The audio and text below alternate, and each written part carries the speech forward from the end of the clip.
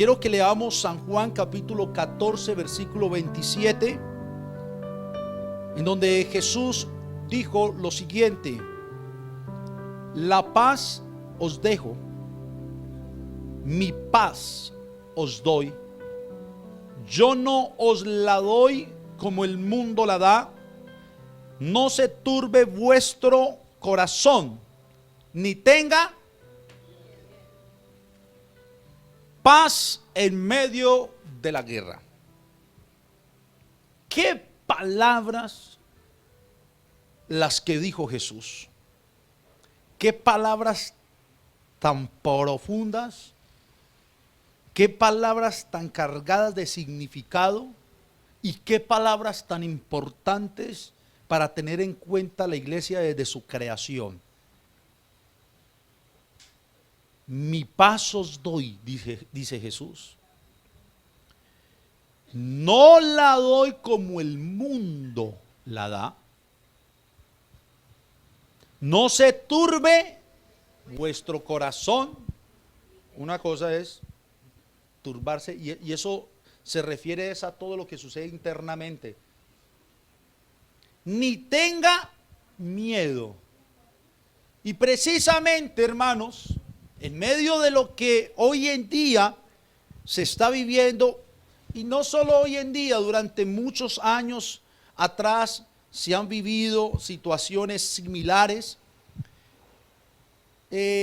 lo que normalmente se presenta en el corazón del hombre es esto: turbación y temor. ¿Quiénes de nosotros, viendo estas noticias, no nos hemos entristecido? Yo me he entristecido viendo esas noticias.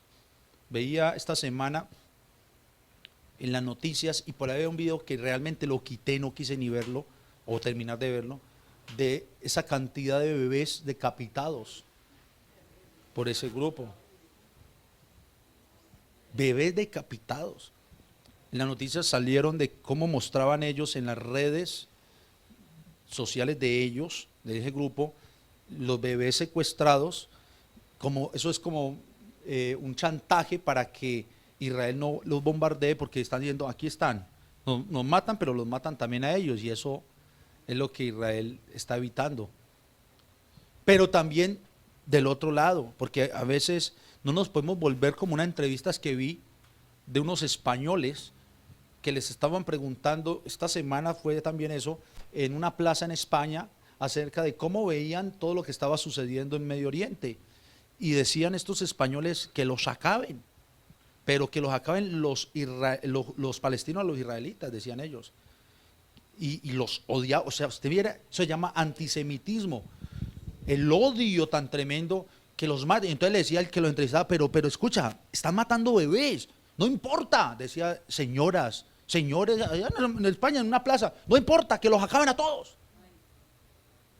Decían: esa plaga no debe existir, decían ellos. Yo decía: Dios mío, ¿cómo se refiere?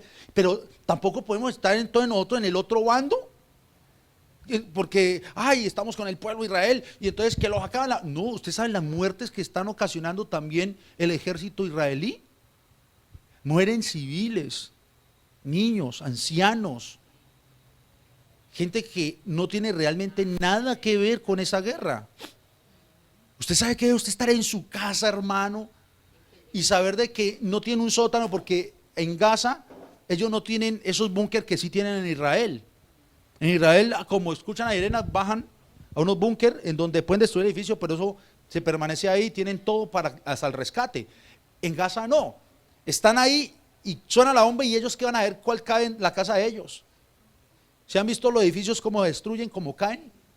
La noticia veía una señora que fue a visitar a la mamá de 97 años, colombiana, residente en otro país, y ella decía: ¿yo qué culpa? Yo estoy atrapada, sin agua, les cortaron el agua, la electricidad, sin abastecimiento, la gente se va a morir de hambre, eso es un desierto, el calor, de sed, o sea, hermanos, o sea, por un lado y por otro, la guerra es guerra, y no, por ningún bando está bonito. Pero todo esto, como he dicho, trae tristeza corazones turbados y temores, aún en el pueblo de Dios. Cuando hablo del pueblo de Dios me refiero a la iglesia, de lo que está sucediendo. Pero no solo trae eso, sino que trae también conjeturas. Conjeturas en donde nos volvemos, en estos tiempos, hermanos, la mayoría de los cristianos evangélicos se volvieron escatológicos, apocalípticos y escatológicos. La mayoría. Y si miramos las redes sociales, están inundadas de noticias, pero también inundadas del cristianismo a nivel mundial, con diferentes definiciones acerca de lo que está pasando. Veía en las redes sociales a un rabino decir que era el momento y que no se aterraran, en donde Israel iba a quedar sola y se estaba cumpliendo X profecía. Otro dijo, no, esta es otra profecía. Otro, esta es otra. Y realmente no se han puesto de acuerdo en el mundo cristiano para definir lo que está pasando. Unos miran las cosas desde su postura doctrinal, su visión doctrinal, y ahí entra lo que son tres posturas fuertes que tomaron fuerza, se puede decir, después del siglo XIX o en el siglo XIX, o sea, nomás hace 100 años atrás, 200 años atrás. Y es el premilenialismo, amilenialismo y postmilenialismo. Posturas doctrinales fuertes, y de acuerdo a cada visión de cada doctrina, la gente está sacando su conjetura de lo que está sucediendo hoy en Medio Oriente. Es impresionante. Hasta el punto en que también nos toca a nosotros. Y me imagino que cada uno, cuando ve las noticias y cuando escucha del tema, hasta opinamos. Decimos, no, es que esto es esto, es que esto es lo otro. Pero a veces opinamos de lo que hemos visto de otros opinar. Y en muchos casos, no digo en todos, en muchos casos carecemos de conocimiento el por qué suceden las cosas. Y pretendo, con la ayuda del Señor, pasar rápidamente por este contexto del por qué está pasando lo que está pasando, y terminar mirando como cristianos nosotros, la iglesia del Señor, qué debemos hacer frente a esto que está sucediendo, o cómo debemos ver nosotros, la iglesia, esta situación que está pasando en Medio Oriente. Amén. Porque a últimas Jesús dijo, mi paz os dejo, o mi paz os doy. Y nos dijo, yo no la doy como el mundo la da. Hermanos, yo les pregunto, ¿qué está buscando el mundo? Ahí está el problema. Ahí está el problema. Que la paz que el mundo está buscando, esa paz es una paz humana, natural, mundana. Pero la paz que el mundo realmente necesita es la paz espiritual, la paz de Cristo, la que Él dijo, esas se las doy, yo se las doy, no como el mundo, porque el mundo no la puede dar. Es más, cuando digan paz y seguridad, ¿qué va a pasar? Destrucción repentina. Entonces, es importante, iglesia, que tengamos en cuenta lo que vamos a hablar, para que no se turbe su corazón, ni tenga miedo. ¿Alguien tiene miedo con esta situación? ¿No? ¿Y si las bombas llegan aquí? Que lleguen. ¿Ah?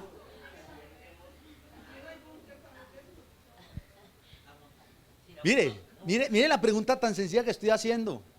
Con mi esposa hablábamos, hermanos, que qué triste.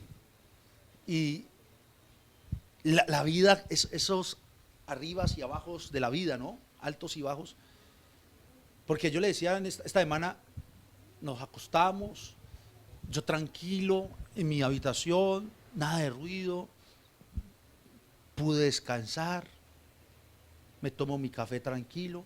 Pues le decía a mi esposa, mientras usted y yo y todas estas personas que vivimos en nuestro país dormimos, descansamos, allá esa gente está muriendo.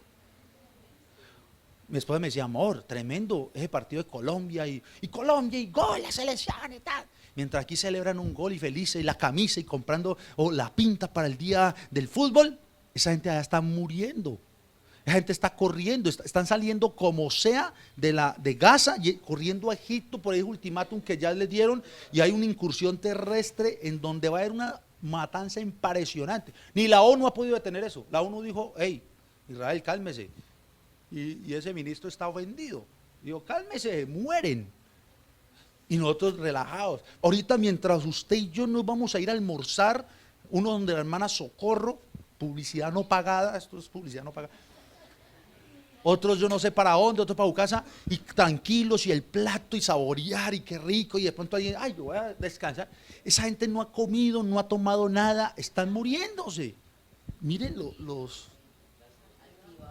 Sí, tremendo, hermanos, tremendo.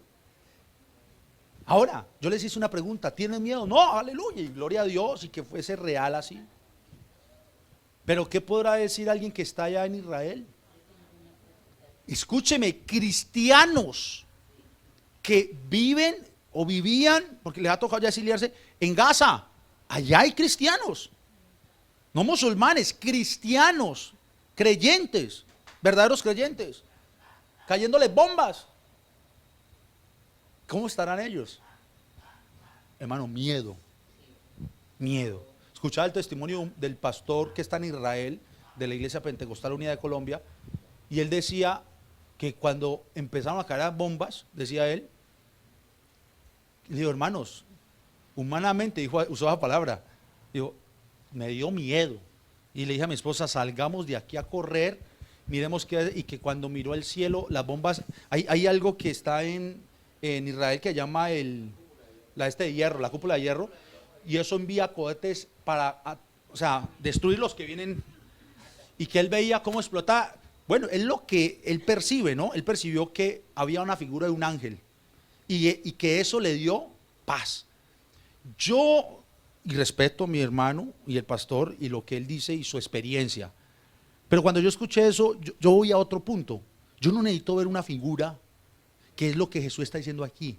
Yo no necesito ver, otros están mostrando en las nubes que un león se hace la forma de un león, el león de la tribu de Judá, de los judíos. Yo no necesito ver nada de eso, hermanos. Usted no necesita ver eso. Usted necesita es creer lo que Jesús dijo. Mi paz os dejo. No se turbe vuestro corazón ni tenga miedo. Ya. Vea o no vea nada. Él lo dijo y se cumple. Pero el hermano tuvo la experiencia. Pero mire, es el pastor de allá, de una organización, y le dio miedo. Es que es normal, como humanos.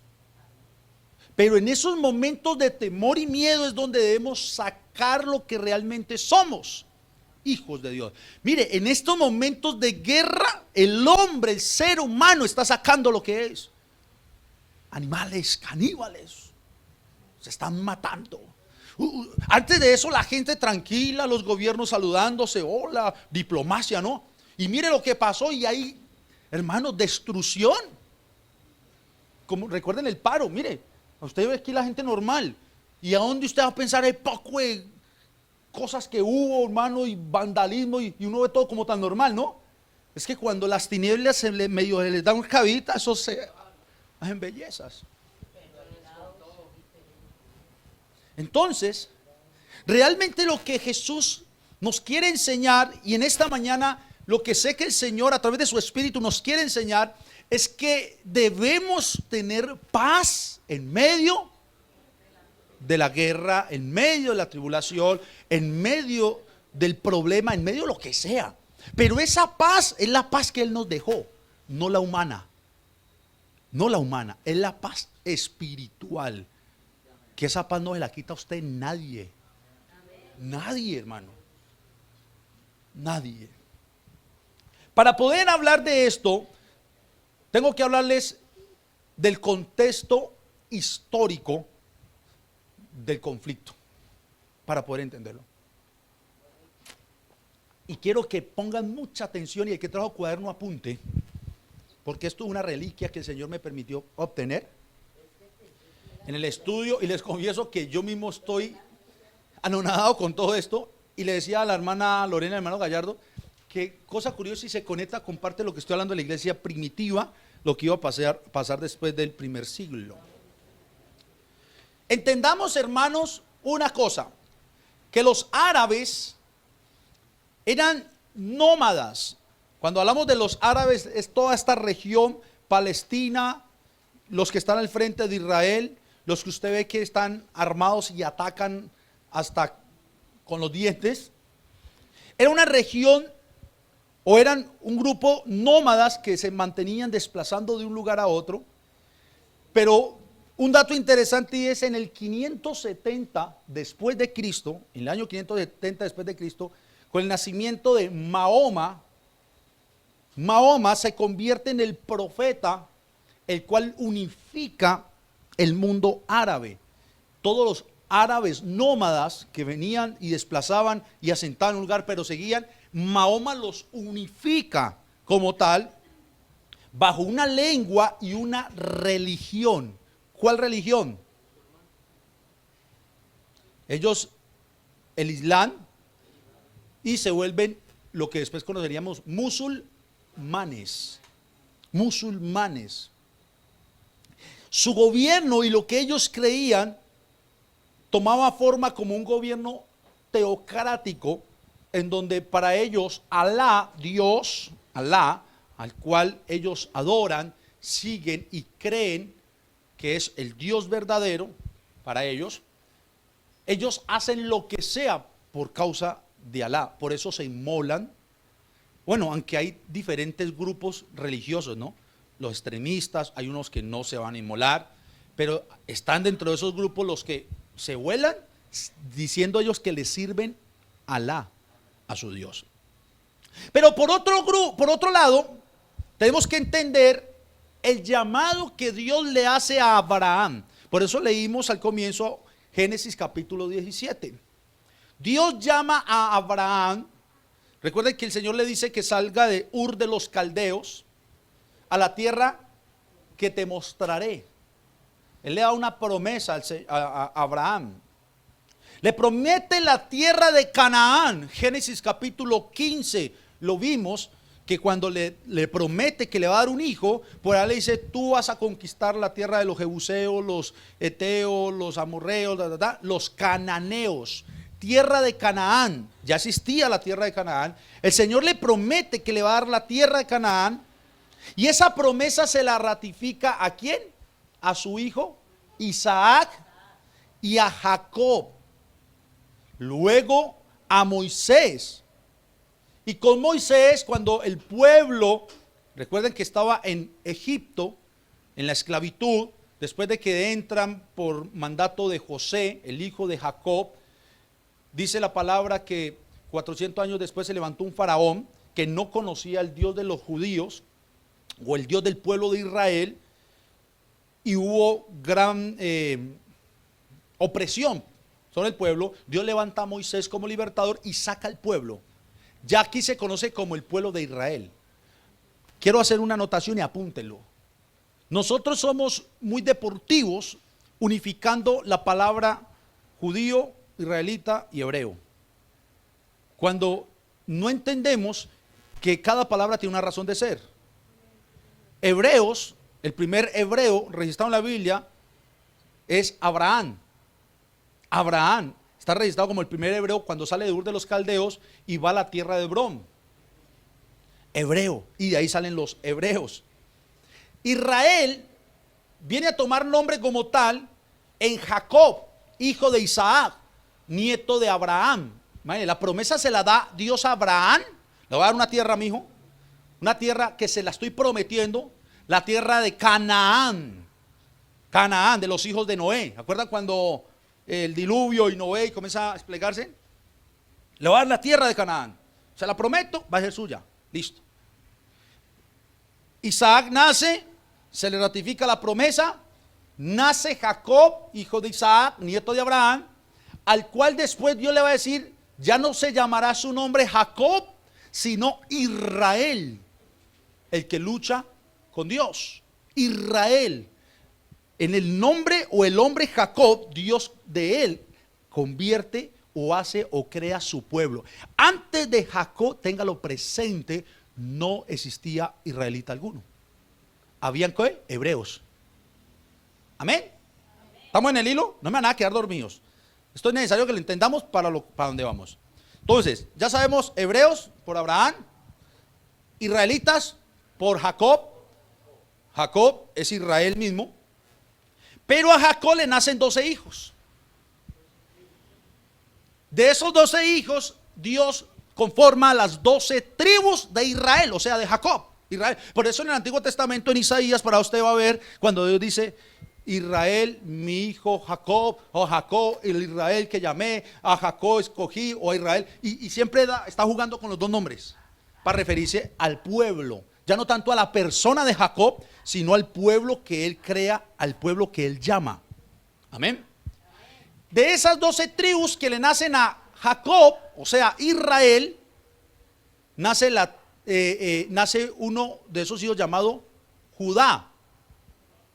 Y de Judá, rápidamente estoy aquí hablándole para contextualizarlos, es de donde vienen los judíos, de Judá, no de Leví. De Leví son los sacerdotes.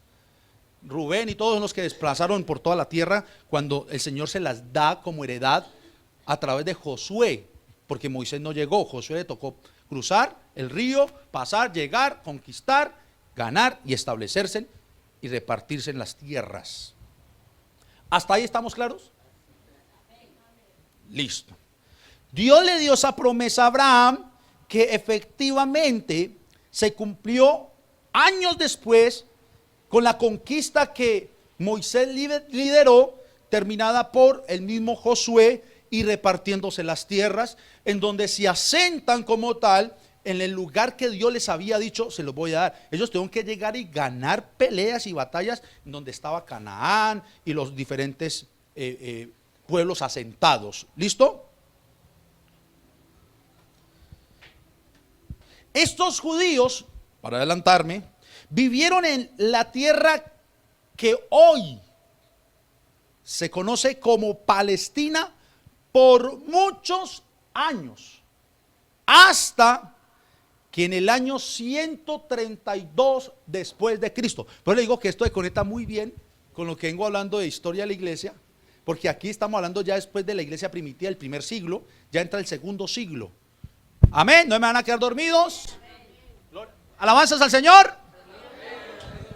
No me van a quedar dormidos porque después le preguntan, ve viejo, ¿qué pasó? Usted no va a acordar si se durmió. No, yo sé que la historia, a mí me fascina. Yo me puedo quedar horas y horas escuchando historia. Me encanta, me encanta. Mire, los judíos vivieron muchos años en la tierra que hoy se conoce como Palestina hasta el 132. Pero antes de continuar, hermana Ana, me haces un favor, me pone la imagen de Israel o el reino de Israel en los tiempos de David. Aquí ya vamos a entrar en lo que de aquí se desprende el conflicto, para que me entiendan. Pero les quiero mostrar algo de la tierra de Israel o el reino de Israel, el reino más bien de Israel en tiempos de David. Aquí, ¿todos la ven? David y Saúl, ¿rey de quién? De Israel. Cuando en este tiempo el reino era un reino unido. No lo habrá todo, dejémoslo normal. Está reino de Israel y era un reino unido. Aquí está Jerusalén. Mire, tenga presente este nombre. ¿Cómo se llama aquí? Los filisteos. ¿Quién peleó con los filisteos? David. David peleó con los filisteos. ¿Se acuerda? Y le ganó ¿a quién? A Goliat, que era el ejército filisteo. Le ganó y mantenían en guerras. Más bajito están los amalecitas. En ese entonces, mira, los amonitas, moabitas. Ahí ya está Jerusalén. Belén, que es la ciudad de David. Belén, por acá está Belén. Véalo acá. La ciudad de David. Hebrón, Si ve todo en donde ellos se asentaron. Aquí en este entonces, el reino era un reino unido, pero después el reino se dividió. Hermana, la siguiente imagen, la división del reino. Se divide el reino en el reino del sur y reino del norte. En el reino del norte queda Israel, reino de Israel. Y en el reino del sur queda el reino de Judá. Mírelo ahí. Y ciudades, ¿qué? Filisteas. Mire Gaza por aquí, porque Gaza está de tiempos bíblicos atrás. Ahí ya hay una división del reino de Israel. Reino del norte, reino del sur, en donde en la historia se levantaron unos reyes en un reino bueno y unos que fueron, pero perversos, yo, malísimos. Siguiente imagen, hermana.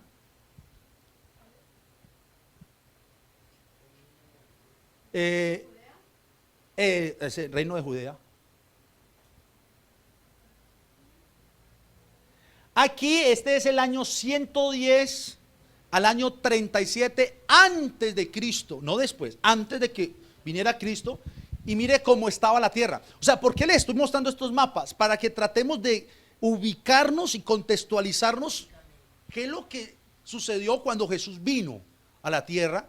Porque recuerde que el imperio romano era quien tenía posición o posesión sobre Judá y todos los territorios, y después cambiaron unas cosas. Mire, reino de Judea en el 110-37 antes de Cristo. Este era el reino de Judea. Mire por acá: Gaza, Judea, Jerusalén, Jericó, Siquén, Samaria. Bueno, ahora la siguiente imagen, hermana. Decía yo,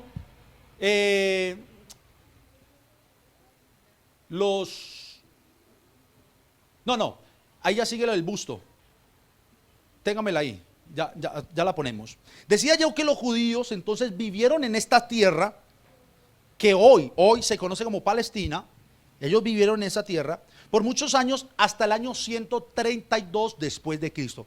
De aquí en adelante, apunten bien esto, ténganlo bien presentes, grábenselo en su corazón, guárdenlo, memorícenlo, hagan lo que quieran, pero no lo vayan a dejar perder de su cabecita, de su memoria. En el año 132 después de Cristo se levantó un emperador llamado Adriano, emperador romano.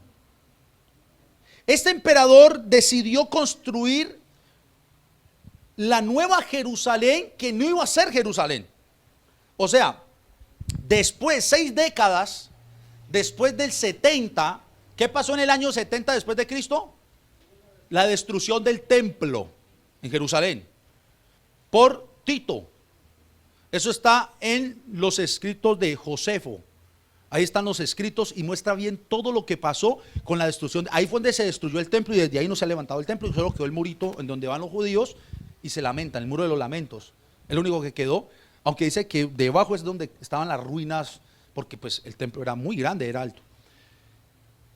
6 décadas, o sea, 60 años después de la destrucción del templo del año 70, en el año 131, 132, se levanta ese emperador llamado Adriano, un emperador romano, el cual sitia Judea, todo lo que se conocía como la parte de los judíos, y él tiene un propósito y es exterminar de la memoria todo pueblo judío o Israel, de la memoria de ellos, acabarlos, este señor Adriano.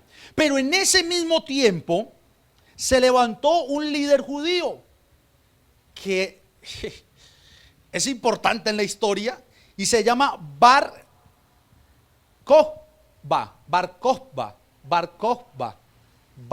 con K, Kokhba. Este es un líder judío que para ese año 132 se levantó como un revolucionario en la época, con el deseo de preservar todo lo que los judíos tenían o como pueblo eran, y querían hacerle guerra al imperio romano. El problema fue de que Bar Kokhba, líder judío revolucionario, al intentar hacer esta revolución no tuvo éxito, sino que Adriano fue el que ganó, Y esa revolución de Bar Kokhba, lo único que trajo fue el exilio, la diáspora judía, como la llaman, o la dispersión de todos los judíos. Escuchen bien, todos los judíos aquí, del 132 después de Cristo al 135, todos los judíos fueron esparcidos. Es más, en el 70 después de Cristo se cree que murieron 1.100.000 judíos. En el 70 después de Cristo, en la destrucción del templo, cuando vino este emperador romano, toma Jerusalén y ahí se cumple una profecía de Daniel de la abominación desoladora y lo que pasó en el templo, cómo se profanó el templo con unos sacrificios. Yo creo que dentro de 8 días voy a dar una enseñanza, voy a ir en el paréntesis acerca de Mateo 24, señales antes del fin, para explicarles 2 sucesos que Mateo 24 enseña, uno que ya se cumplió y otro que se va a cumplir, porque somos expertos unificando eso y diciendo y usando palabras que Jesús dijo que se iban a cumplir unos años más adelante, que ya se cumplieron, para decir que son los de nuestro tiempo, cuando eso ya tuvo su razón en el 70 después de Cristo. Solo por adelantarles, ustedes recuerdan cuando dicen que vuestra huida no sea el día sábado o día de descanso, Sabbat, que esté en las azoteas, que la mujer es encinta, ¿sí? Y eso lo tiran ¿para qué? Para la venida. Eso ya se cumplió. En el año 70. Pero lo que Mateo después habla, después del versículo 38 de Mateo 24, sí habla de la segunda venida. Son 2 días, 2 sucesos, 2 cosas fuertes que iban a suceder, pero eso lo hablaré después. Entonces, imagínense esto, en el 70 después de Cristo viene la destrucción del templo.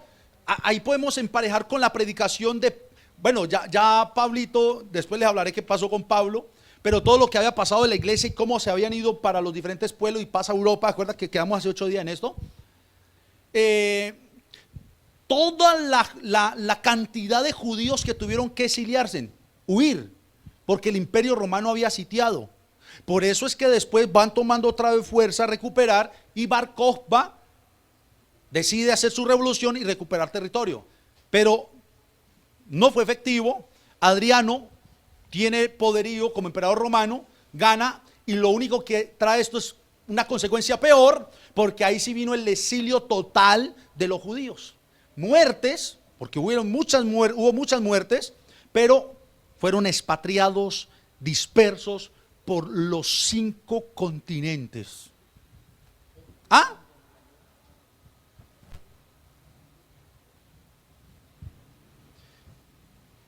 Mire, este emperador Adriano, cuando obtiene su victoria, cambia el nombre, o le cambia el nombre a Jerusalén, porque él tenía en su pensamiento convertir Jerusalén en una ciudad griega.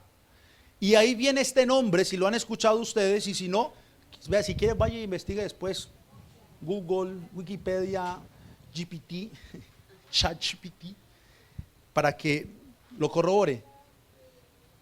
Le cambia el nombre a Jerusalén por el nombre de Elia Capitolina, ciudad a Jerusalén, nombre griego que le da a lo que era Jerusalén, como les digo, con el fin de erradicar de la memoria lo que podía quedar de los judíos. Elia Capitolina era el nombre dado a Jerusalén por el emperador Helio Adriano, de su nombre y el de Júpiter Capitolino. Imagínense de dónde sacó ese nombre este señor, los griegos y sus pensamientos.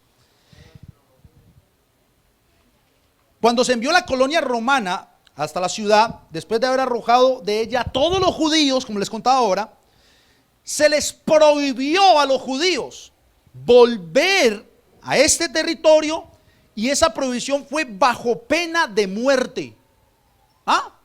Hermanos, lo sacaron, güey, y aquí no vuelven porque se mueren, les dijeron, a fin de prevenir las revueltas que cada momento estaban a punto de estallar en Judea, desde que se sitió Jerusalén en el año 70 por Tito hasta ese momento en lo que Roma estaba haciendo. Y lo que querían era que los dioses romanos y todos los dioses griegos y todo lo que el imperio romano tenía fueran los que tuvieran posesión en ese territorio y erradicar lo que para ellos era el Dios de Israel, el Dios de ese pueblo. Pero ese por el lado de Jerusalén, Adriano está cómodo, le cambia el nombre, Elía Capitolina, pero a lo que se conocía en el mapa, que le mostré donde estaba Gaza y decía ciudad de los filisteos, o Filistea, en donde salió el gigantón, este señor Adriano, a la zona de Judea, que estaba, me pone el mapa otra vez un momento, hermana, por favor. Sí, el último. El reino de Judea, reino de Judea. Esta zona Judea, mírenla dónde está, Jerusalén. Todo esto, Jerusalén le cambia Elía Capitolina, Adriano, el nombre. Y esta zona de Judea, mira dónde está Gaza, y en los otros mapas, aquí está la región filistea, le cambia también el nombre y le llama Palestina a esa zona. Palestina quiere decir, viene de Filisteo o Filisteo, tierra de los filisteos. De ahí viene el nombre Palestina o palestino, filisteos. Él lo que quiso es darle a los filisteos esa tierra, le ponen ese nombre para con eso concretar lo que quería, desaparecer la memoria de Israel y la historia de los judíos en todo este territorio. Ya quedó instaurado Palestina. ¿Dónde ve usted un judío ahí?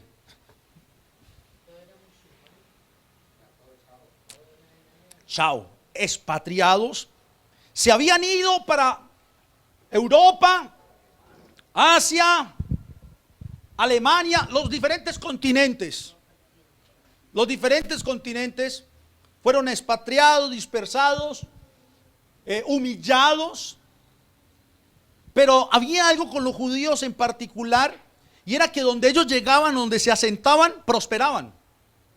De ahí se levantaron una cantidad de celos contra los judíos en las diferentes ciudades, porque es que imagínense, hermanos, se quedaron sin tierra. Se quedaron sin tierra. Y si miraban para atrás su tierra, esa tierra, recuerde, se remontó en la promesa ¿a quién?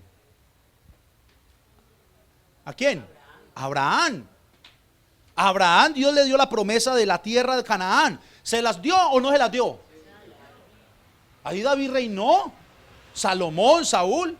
Pero ahora después de toda esta situación y en lo que Jesús se los había previsto, ya en Mateo 24, en sus primeros versículos, ya están en diferentes lugares. Ahora comienzan a adoptar diferentes costumbres de otros lugares, pero había algo en particular que era que conservaban su creencia, su religión. Su religión. Se empezó a perder su lengua, porque después cuando ellos ya retornan otra vez a Israel, es que empiezan otra vez a trabajar en el estudio del hebreo. Muchos de los judíos que fueron dispersos, y todavía hay judíos que no han vuelto, ¿no? Están esperando que retornen. ¿Sabe qué hacen a como llegan allá? Los meten en las escuelas y tienen que estudiar toda la tradición, todo lo de sus padres, los patriarcas, la Torá y en especial la lengua hebrea, para recuperar una sola lengua. Y de hecho es la nación en este momento que tiene su propia lengua, tiene su propia moneda y todo eso parte de unos cumplimientos. Pero desde el año 132 estuvieron reinando, como lo acabo de mencionar, en lo que hoy es conocida como Palestina y lo que Adriano nombró como Palestina, hasta el año 637. En donde en el año 637 después de Cristo, los musulmanes conquistaron toda la franja costera. Y se inició una época en donde Palestina empezó ahí a tener un cambio desde el 637 en adelante, después de Cristo, porque comenzaron a venir las cruzadas o los de las cruzadas católicas a querer volver a recuperar lo que para ellos era la tierra santa. Este territorio estaba invadido por árabes, musulmanes. Ya en el 637, recuerde que en el 570 después de Cristo nació Mahoma, profeta para ellos. O sea que en el 637 ya estaba la religión o el Islam constituido para ellos, como su religión, como su credo, ¿cierto? Entonces, después comienzan a haber guerras y las cruzadas católicas a querer reconquistar la Tierra Santa, que de hecho si usted mira hoy en día, en Jerusalén están las tres grandes religiones: musulmana, judía y cristiana. Lo uno le llaman Tierra Santa, lo otro le llaman el lugar de adoración musulmán, o el mayor centro del Islam. Y curioso, hermanos, donde está el domo dorado. ¿Se han visto? La gente ve la foto y dice: ay, yo quiero ir allá. Piensa que ese es el templo, ¿no? El domo doradito que se ve en lo alto, todo bonito, es el lugar sagrado del Islam, de los musulmanes, que por eso se hacen matar. Pero en ese territorio, en ese pedacito, es donde se cree y se dice que cuando el templo sea construido, eso tiene que ser destruido, porque ahí es donde el sumo sacerdote entraba a ofrecer los pecados por el pueblo, donde está el arca del pacto. Vienen las guerras con cruzadas católicas, se tornan territorios o pasa de mano de un lado a otro por lo que querían hacer en la conquista, hasta el año 1291 después de Cristo. ¿Cuántos años pasaron? Casi 600 años. ¿Y quién eran los que dominaban? Musulmanes, aunque pasaba de bando en sus guerras, pero volvía, y los musulmanes teniendo poderío. ¿Dónde estaban los judíos? En Europa, en Asia, Egipto, en otros lugares. Estaban expatriados o dispersos por lo que había sucedido. En el año 291 después de Cristo, después de todo este vaivén en la disputa que había, especialmente con las cruzadas, vuelve a pasar a manos de los musulmanes por un hombre llamado Saladino. Saladino, que de ahí empieza hasta el 516 como un imperio musulmán por este señor, pero en el 1516 vienen los sultanes turcos. Imagínate, Turquía entra también en acción. Oye, esta mujer sabe historia, ¿yo? ¡Ay, no! Yo estoy, bueno, después me corrigen la historia. No, pero mírelo, y esto lo hace el Señor. Yo no soy historiador, ni yo soy el pastor, pero el Señor ya me hizo sudar. Escuche, en el 1516 los sultanes turcos extienden sus terrenos y la religión palestina, lo que ya estaba, vino a ser parte del imperio otomano, como lo dijo ella. El imperio otomano ya viene a tomar parte y acción sobre el territorio. Turquía o los turcos tenían todo asitiado imperio a partir del 516. A partir de entonces se gobernó Palestina hasta, escuche bien, la Primera Guerra Mundial. Hasta la Primera Guerra Mundial en el siglo XIX. Eso. 1917, 1945 con Hitler. Primera Guerra Mundial. Porque ya voy para allá, en esa fecha que usted está dando. Mire, el Imperio Otomano, ¿se me están durmiendo? No, para nada. Después de decir, no, esa dominical de imperios. Mi esposa después me dice, amor, pero todo es poco historia. No, muy bien. De hecho, a mi esposa le toca ver historia y harta, yo. He aprendido muchas cosas con el estudio que mi esposa hace, porque historia, filósofos, hago una cuñita aquí, ya que me acordé. Yo a los 8 días hablé algo de la psicología y vi que muchos se rieron. Ojo, yo estaba hablando y el punto era, estoy en un paréntesis, que la psicología no transforma el alma de nadie, pero nunca estoy queriendo decir que la psicología no sirva para nada, porque sirve para muchas cosas en el comportamiento del hombre, del ser humano. Ayuda. Hay personas que ya siendo cristianos, hijos de Dios, transformados, vienen con traumas de su niñez y cosas, y a través de un buen consejo y las herramientas que les brindan, ayudan y sirven. Amén. Cierro el paréntesis, hermana.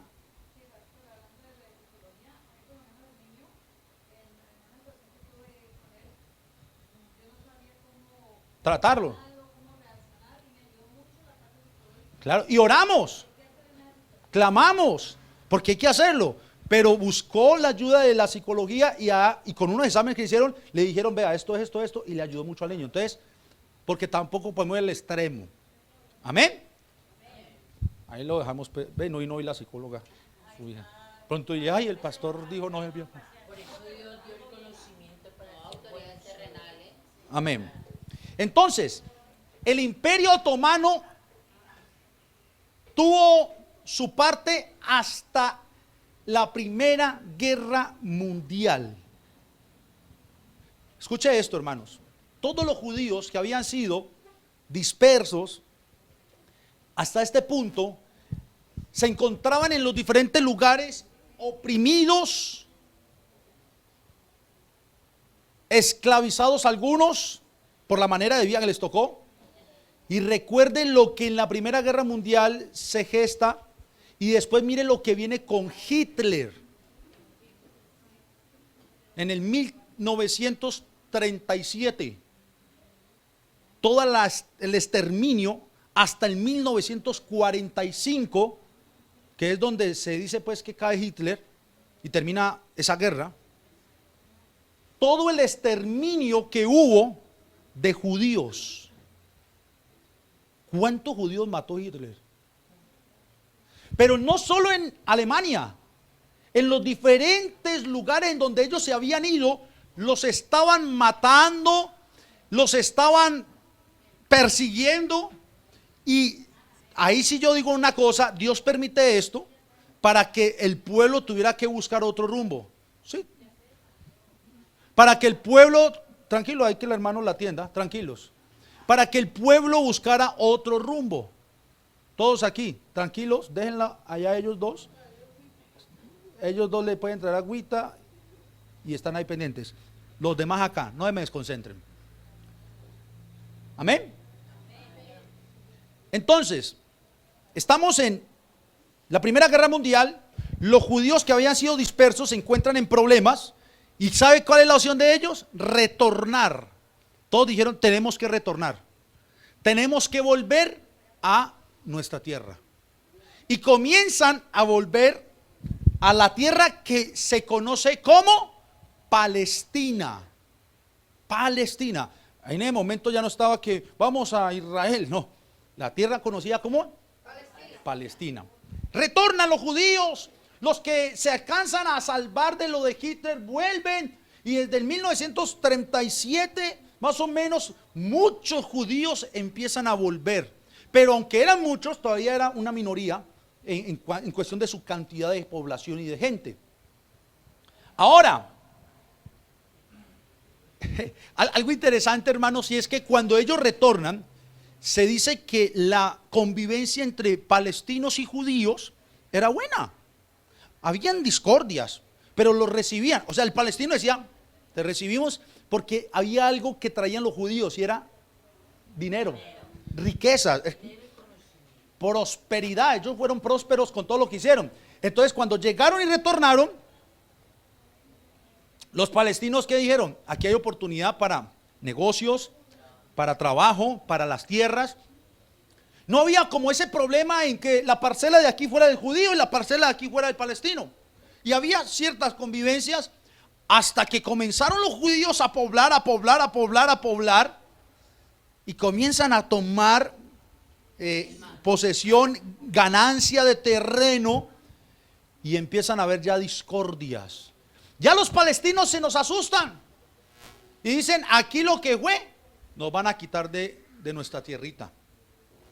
Pues ¿cómo le parece que Gran Bretaña, los ingleses y Estados Unidos tenían un interés impresionante por lo que es Jerusalén o todo este territorio, por la ubicación, hermanos, la ubicación del terreno? Hermano, en la ubicación, póngame el mapa, el último mapa. Aquí Claro, hay un problema religioso, por lo estratégico del territorio, porque por acá era el paso para el sur y el paso del norte, unía Asia y unía todo lo que era Egipto, el comercio, las riquezas, el petróleo. Entonces decía yo que, claro, hay una cuestión religiosa, pero también había una cuestión o una guerra económica. Los intereses de Gran Bretaña y los intereses de Estados Unidos en este territorio era por su economía, por su flujo, por su parte costera. Todo eso influía mucho. Resulta que cuando los judíos empiezan a tomar cancha, empiezan a haber ya pleitos entre los palestinos y los judíos. En la tierra estaba así. Y la recién creada ONU de la época, o en ese entonces, después de lo que pasó con Hitler, recuerden que la ONU se crea y Gran Bretaña ve que la cosa se le estaba poniendo difícil. Suelta, decía, hermanos, decía que la ONU entra a intervenir después de que Gran Bretaña suelta todo lo que es este territorio. La ONU entra a intervenir y en la intervención que hace la ONU, aquí viene, decide repartir la tierra. Hermana, póngame la que dice de la ONU, esta. Pónganle atención a esta imagen, hermanos. Esto es para poder entender el conflicto que hay allá. Pónganle atención a esta imagen. La ONU en el 1947 reparte el territorio que era conocido como palestino por todos los enfrentamientos que ya estaban habiendo en los judíos que habían regresado, y lo que hace es darle una parte de la tierra a los judíos y reconocerlos como un estado, una nación, para también reconocer a Palestina como un pueblo o una nación. El problema se radica en que el 55% de la tierra la ONU se la entregó a los judíos. Todo esto era tierra de Palestina, por lo que ya les conté en la historia. Llega la ONU y le dice, vamos a partir, y le entrega el 55% a los judíos y el 45% se lo deja a los palestinos. El 45%. ¿Ustedes qué creen? ¿Qué hicieron ellos? ¿Se pusieron contentos y celebraron? ¿Usted qué hace si usted está en su casa en el momento? Usted no sabe nada qué pasó ahí para atrás con ese terreno, y llega alguien que hace 200 años era dueño de ese pedazo y le dice, esto es mío. Y le dice, ábrame la puerta que voy a entrar a dormir. Me voy a acomodar en mi casa. Ahora, esta pieza es mía. ¿Usted qué hace? Usted dice, ay, claro, hace 200 años esto era suyo, venga pues, pase. Usted dice, venga, ¿cómo así? Es lo que estaba pasando con ellos. Los palestinos no aceptaron esta cuestión tan desmedida para ellos. ¿Cómo así que les van a dar el 55% del territorio a los judíos? Los recibimos de buena fe, los estuvimos ayudando, porque es que los palestinos los recibieron. Les dimos tierras, compraron, y ahorita, no, ¿cómo así? Y entonces entraron a pelear, y empieza la primera pelea de esa generación entre palestinos y judíos por el territorio, porque por Palestina no fue tomado de la mejor manera. En el 1948 Israel es declarado como Estado independiente, y esto le trajo la ira ciega de los palestinos, y no solo los palestinos, sino también los árabes que estaban alrededor de aquel lugar. Ellos no aceptaron a Israel como una nación independiente y vinieron a entrar en guerra durante un año, desde el 1948 hasta el 1949, pero en esa guerra de un año, adivinen quién ganó. Israel. Israel gana la guerra de un año. Otra y póngame la última, hermana.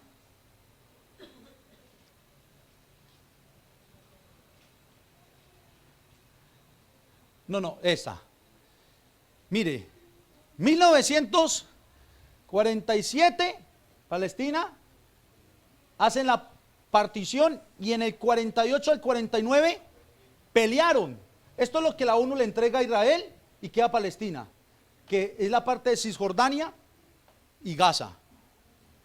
Pero cuando pelea, y otra parte del norte, cuando pelean dentro del 1948 al 1949, Israel ganó y ganó más territorio. Mire, del 1949 hasta el 1967, porque a partir del 1967 se llevó a cabo otra guerra llamada la Guerra de los 6 días entre Israel y Palestina. Y en ese 1967, la llamada Guerra de los 6 días, en donde los palestinos y árabes con furia se fueron contra Israel. Pero es que, porque es que aquí ya le ganaron mucho territorio, mire, conquistaron más territorio. Se dice un 77% ya era de Israel.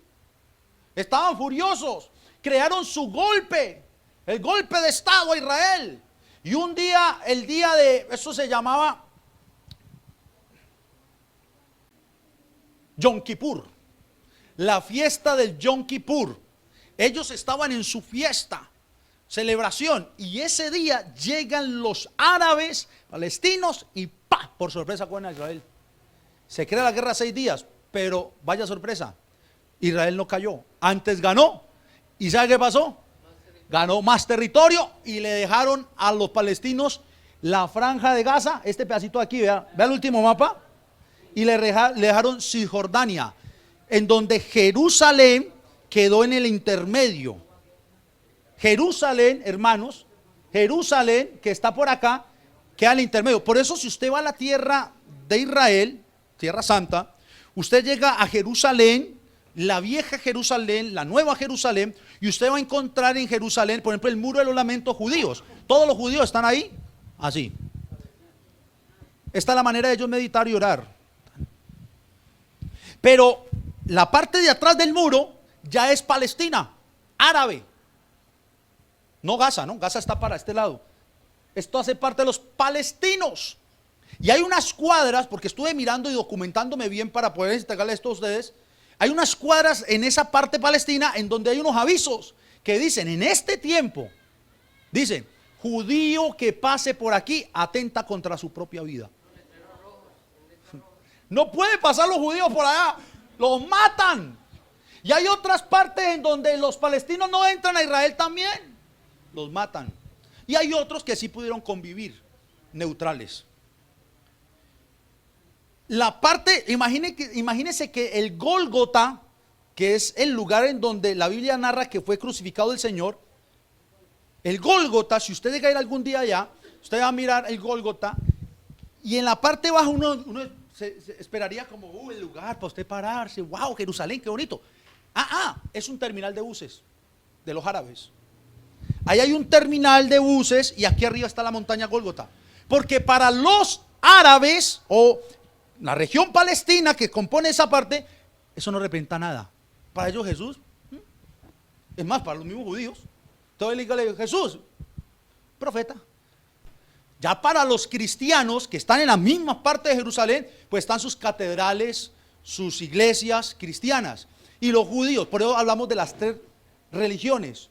Islam, que es donde está el domo, judíos, en donde están todos los judíos con la lectura de la Torá y todo lo que representa, y cristianos conviven en esa parte.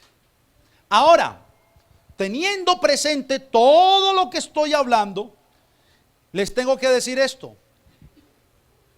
El grupo Hamás, que es el que estamos viendo que ahorita hizo lo que hizo, Hamás, con H, es un grupo terrorista,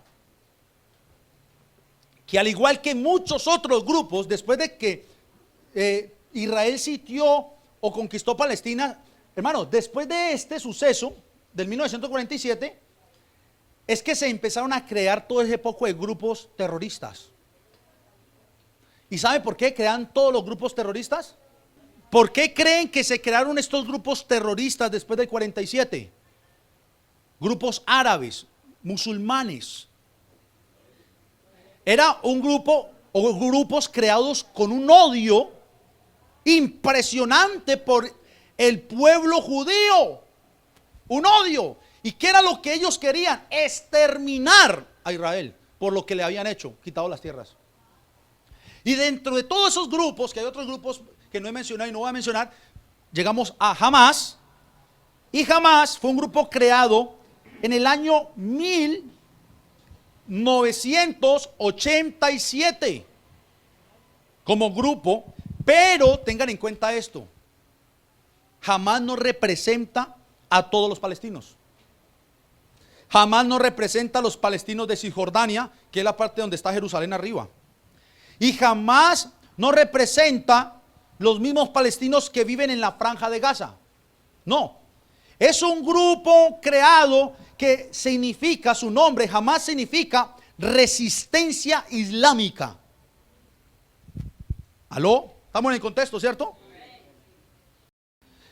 Este grupo jamás tenía su propósito y era fundar su estado palestino, pero también destruir a Israel.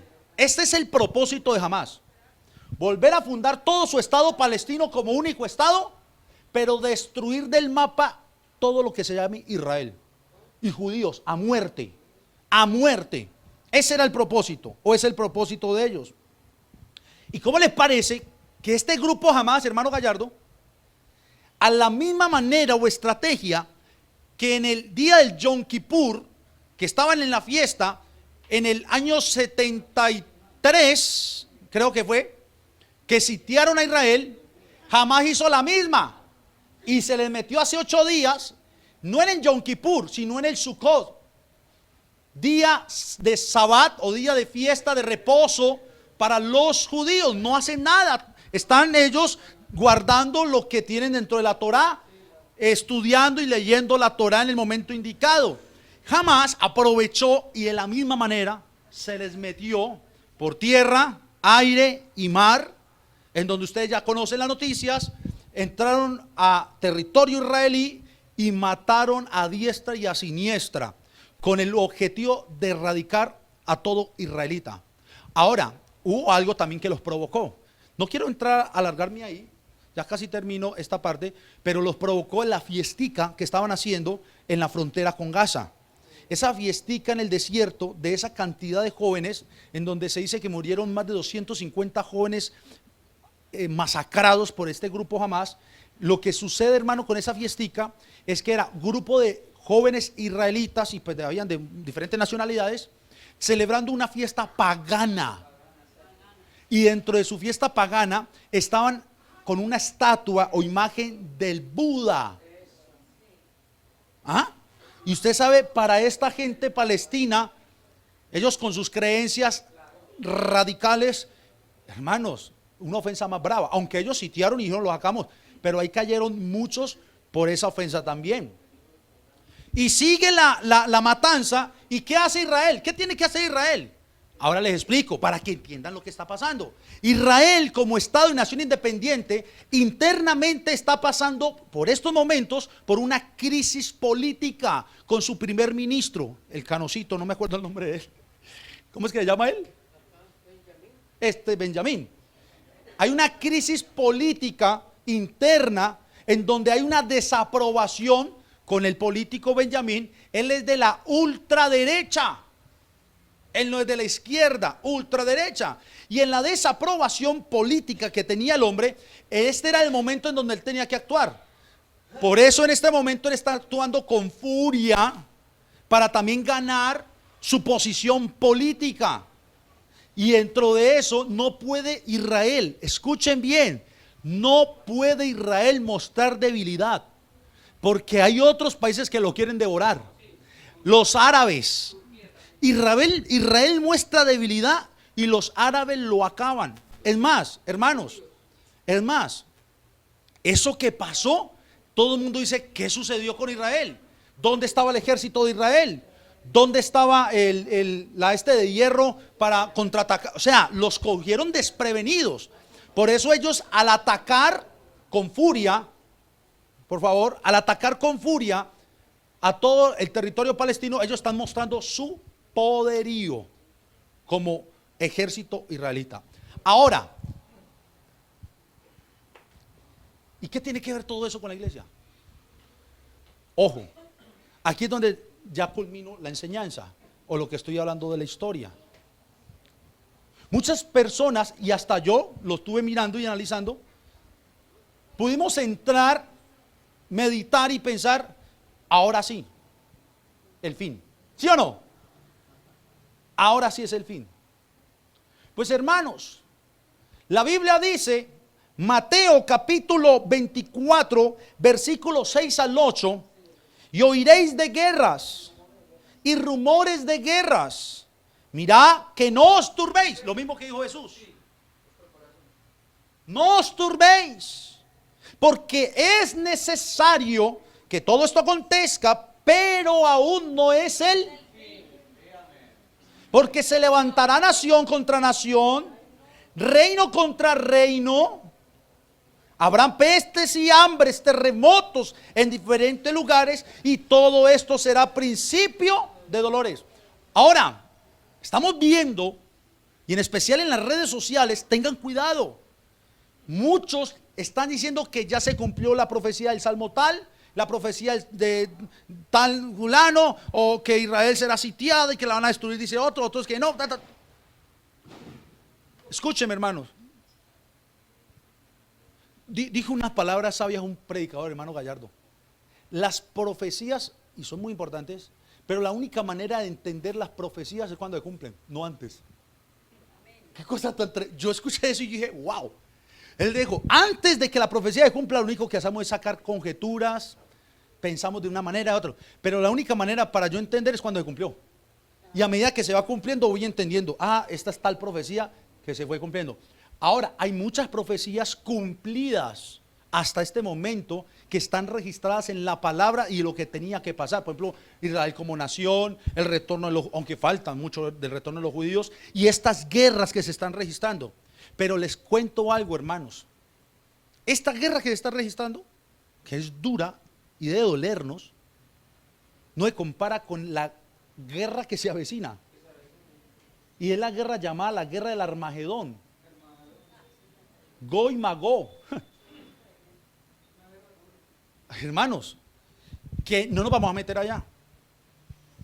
Pero lo que tenemos que hacer como iglesia, como cristianos, como hijos de Dios, es entender lo que se está viviendo, es entender la guerra política, económica y de territorios que está viviendo la región de Israel o la nación de Israel con Palestina, el porqué de ello, el porqué los palestinos reclaman, el porqué Israel está peleando de la manera que está peleando. Y cuando nos vamos como hijos de Dios, entonces tenemos que devolvernos otra vez a Abraham y entender que Dios le había prometido a Abraham una tierra llamada la tierra de Canaán, entregada a su pueblo, a su descendencia, dada a Moisés y el pueblo de Israel que había salido, entregada a ellos, pero después ellos habían sido también esparcidos y tuvo posesión lo que hoy se conoce como Palestina. O sea que hay un ir y venir en el territorio. Ahora, como cristianos, entendemos algo. Y es, Dios dio una promesa y la promesa se cumplió y la promesa se ve. ¿Le entregó la tierra, sí o no? Pero aquí va. Toda esa promesa dada a Abraham siendo incircunciso, porque no era todavía ni judío que israelita, no existía, era incircunciso. Cuando Dios le dio la promesa y hizo el pacto con Abraham, toda esa promesa, hermano, aunque iba a verse de una manera natural, una tierra física, una tierra natural, tenía un sentido espiritual. ¿Me escucharon? Tenía un sentido espiritual, en donde el Señor nos da a entender ahora quién es el pueblo de Dios. Israel, la iglesia. ¿Quién es la nación de Dios ahora? Israel, la iglesia.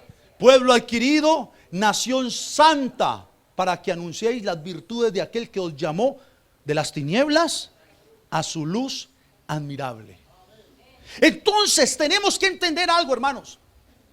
Todos los judíos, todo Israel, Palestina, árabes, personas de cualquier continente, la única manera para entrar en la verdadera promesa, o aquella promesa espiritual que Dios le había dado a Abraham, en donde las naciones y todas las familias de la tierra serían benditas en el nombre del Señor, es cuando creen o creemos en Jesucristo. Lo que como cristianos e hijos de Dios, iglesia, tenemos que hacer en este tiempo es, primero, no dividirnos como muchos hoy se están dividiendo en el pensamiento. No es que esto es así por la cosmovisión doctrinal que se tiene. No es que aquí ya se está cumpliendo. Ojo, y es curioso, la Biblia dice, el día y la hora no lo sabe nadie, ni los ángeles. Y nosotros siempre queremos buscar el día y la hora. ¿Sí o no? Entonces, no nos dividamos en los pensamientos que nos están entregando en este momento el mundo. Mire, hermanos, y se los digo, yo también, aunque de esto hay que sacar un provecho, aunque es algo muy fuerte, pero hay que sacar un provecho espiritual. Pero, ¿qué pasó cuando vino la pandemia? Si eso es polvorita, y uno imagina esas bombas. ¿Qué pasó cuando vino la pandemia? COVID-19. ¿Qué decía todo el mundo? Las redes sociales y los cristianos también en ese cuento. Se acabó el mundo ya. ¿Qué más decían con la vacuna? La vacuna, la marca de la bestia, el chip, el anticristo ya está. Y salían evangelistas, youtubers. Ojo con la marca de la bestia, la vacuna. Yo les pregunto, ¿el COVID-19 fue el fin del mundo? ¿La vacuna fue la marca de la bestia?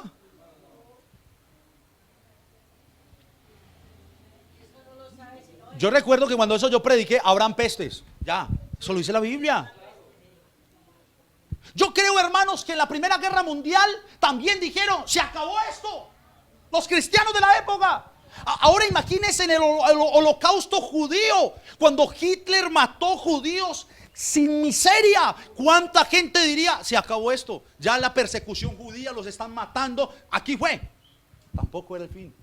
La Segunda Guerra Mundial, la gente, se acabó esto. Tampoco fue. Hermanos, esto se acaba cuando se tenga que acabar. Dios no nos llamó a pensar el día y la hora cuando se acabe. Dios nos ha llamado a nosotros para que en medio de los tiempos y los momentos de perturbación, de dolor, de tristeza, de guerras, de tribulación, usted y yo podamos tener paz.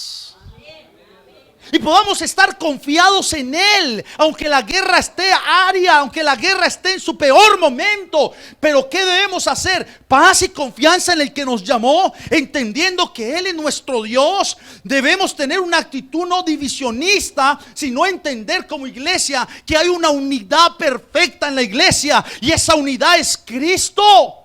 Pero no saquemos que es que Israel, entonces, y todo el mundo con Israel de una manera como si Israel fuera Dios. Porque ese es otro problema.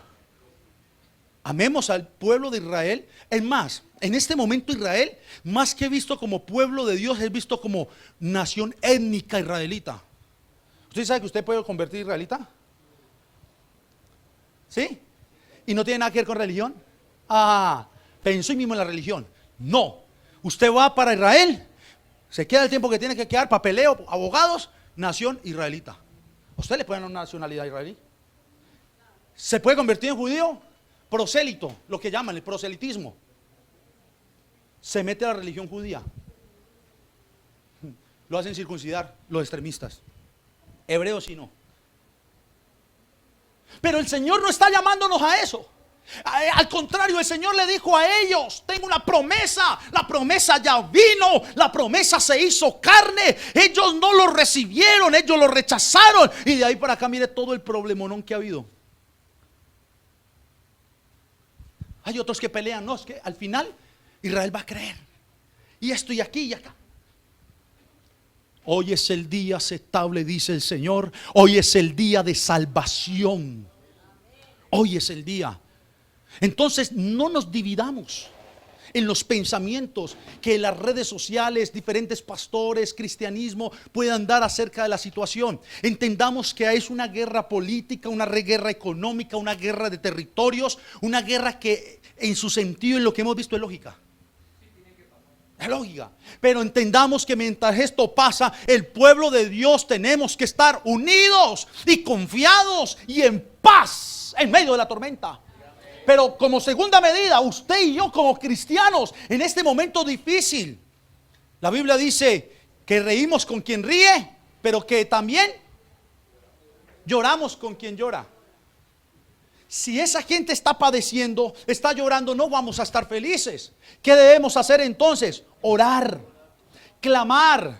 Pero ¿cuál debe ser nuestra oración, hermanos? Nosotros debemos orar por la paz y la justicia. Vuelvo y lo digo. Nosotros debemos orar por la paz y la justicia de Dios.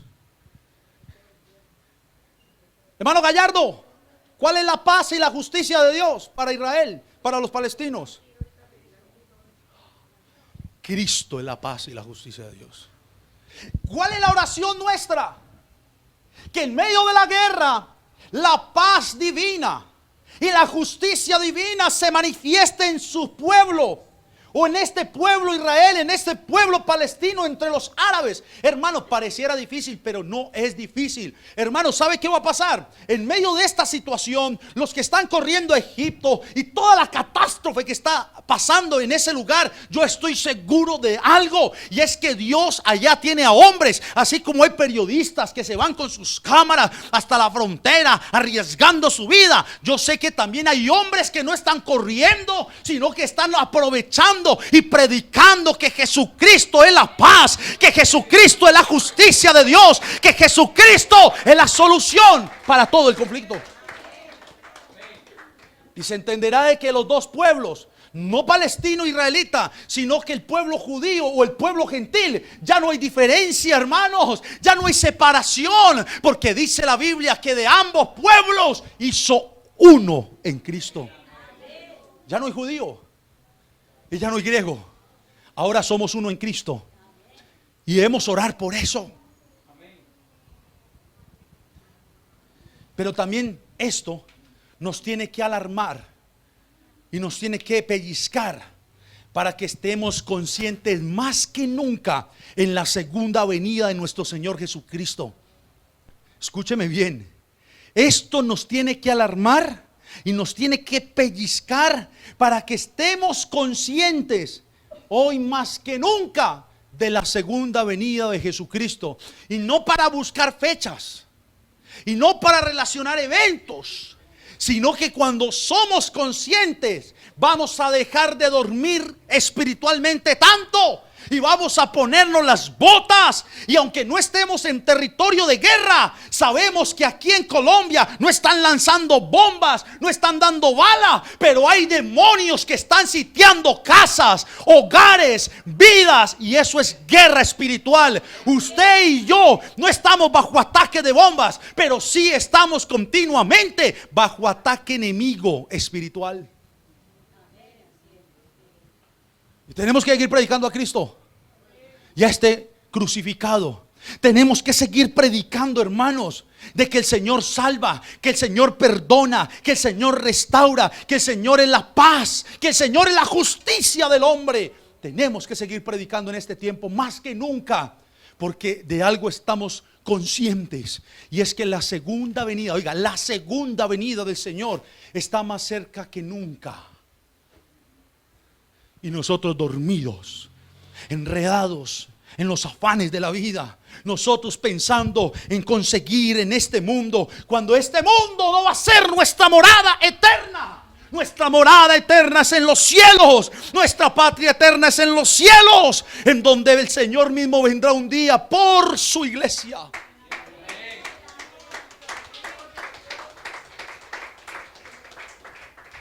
Póngase de pie, por favor. Vamos a cantar, puedes tener paz en medio de la tormenta. Iglesia, Jesús lo dijo, la paz os dejo, mi paz os doy. Yo no la doy como el mundo la da. No se turbe vuestro corazón ni tengan miedo. Vamos a orar y vamos a pedir a Dios en esta oración y cantamos que la paz que Él dejó, la de Él, se manifieste entre israelitas, palestinos, árabes, egipcios, asiáticos, europeos, y que se siga manifestando en todo el mundo. Colombia, amén. Que la guerra pueda tener su punto clave y en la paz de Cristo. Esa guerra que hoy en día hay en los hogares aquí, Colombia. Esa guerra que hoy en día hay entre familias, entre vecinos, entre parientes, entre personas. Esa guerra termina cuando la paz de Jesucristo viene al corazón del hombre. Señor Jesús, oramos. Te damos gracias por habernos incluido en este reino, en tu iglesia, por habernos hecho parte de tu pueblo, por entregarnos esta verdad. Gracias. Te pido con la iglesia que allá en ese territorio del mundo, la paz que tú dejaste, la cual se conoce a través del evangelio, pueda ser conocida para estas personas. Te pido que uses a esos hombres valientes que están dispuestos a dar su vida en pro de esta verdad en ese lugar, que están dispuestos a quedarse sin importar que una bomba caiga, para que alguno de esos hombres palestinos, árabes y los mismos judíos, israelitas, puedan conocer que tú eres la paz y puedan ser salvos. Pero no solo oramos por ellos, sino por todo el mundo, para que tu palabra sea establecida y tu paz gobierne el corazón del hombre en el mundo entero hasta tu venida. En el nombre de Jesús. Amén.